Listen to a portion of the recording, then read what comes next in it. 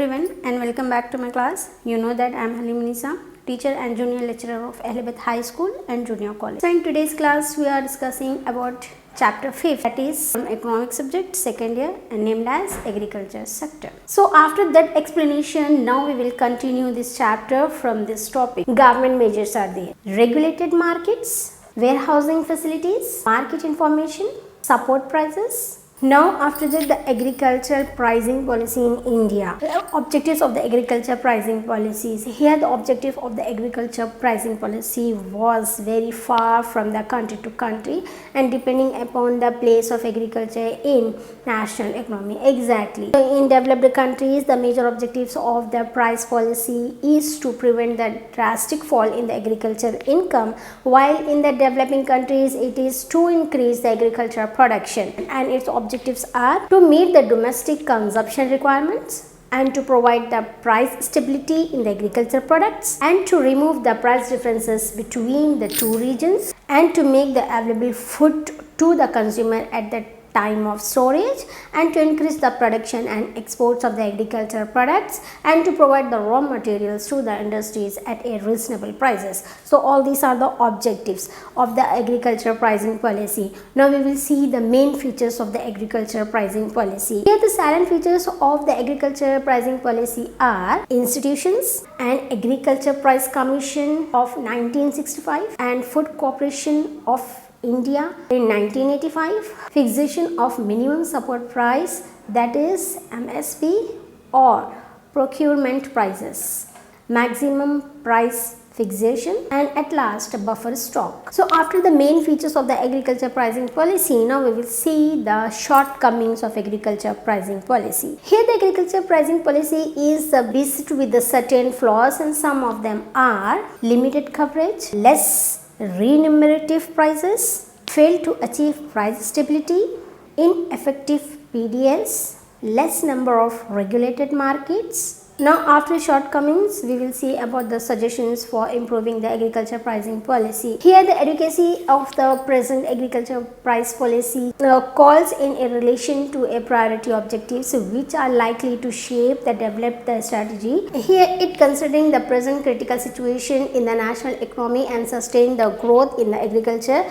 is bound to be the abundant objectives, and the following suggestions can be made with the regard to reorientation of the agriculture price policy, and they are extension of price policy, establishment of more agencies, proper fixation of prices, improvement in PDS, improvement in productivity, and at last improvement in agricultural marketing. Now the food security. Here in this the precedence of the hunger despite enough food to the ground globally. Exactly. And in the most of the regions and the nations bring up the need for the refining the food security concept. Here the food security is defined as the balance of the food supply and effective demand for food. Despite the balance, these two cannot afford to buy the food and left hunger and undernourished. So this is the food security. Now we will see the stages of food security. Here the 4 stages of a food security may be visualized for the developing countries like India, that is stage 1, stage 2, stage 3 and stage 4. Now we will see the detail about these stages. Here in first stage, the most basic need from the point of view of human survival to make an adequate quantity of the cereals available to all. Exactly. Whereas in stage 2, here we may think of food security as the adequate availability of cereals and pulses. In third stage, food security should include the food cereals, pulses, milk and milk products. And in fourth stage, here the food security should include the cereals, pulses, milk and milk products, vegetables and fruits, fish, eggs and meats, etc. are there. Okay, now we will see after the stages of the food security. Here the main components of the food security system are food security legislation, food self-sufficiency and food security in India, net availability of cereals and pulses, self-sufficiency at the national level, food security at the local level. So all these are come under the food security. So by this chapter we have understand the agriculture sector occupies an important place by providing the basic necessary food and non-food products and raw materials for the industrial development.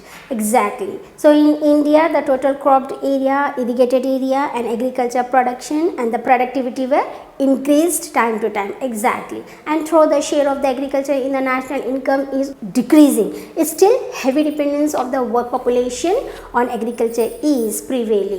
Exactly. Here the cropping pattern is shifting from food crops to the non-food crops. That's why here the initially top priority was given to the bring structural changes in the form of land reforms, but here the priority was shifted to that technical transformation in the Indian agriculture to achieve the desired results. Exactly. So that by this the physician of the consumer are gaining and achieving the aim of the food security to all the key factors. Finally, a better implementation of all the reforms in agriculture sector can be benefited to all the sessions. Exactly. So here by this we have completed our chapter 5th, that is agriculture sector. Thank you.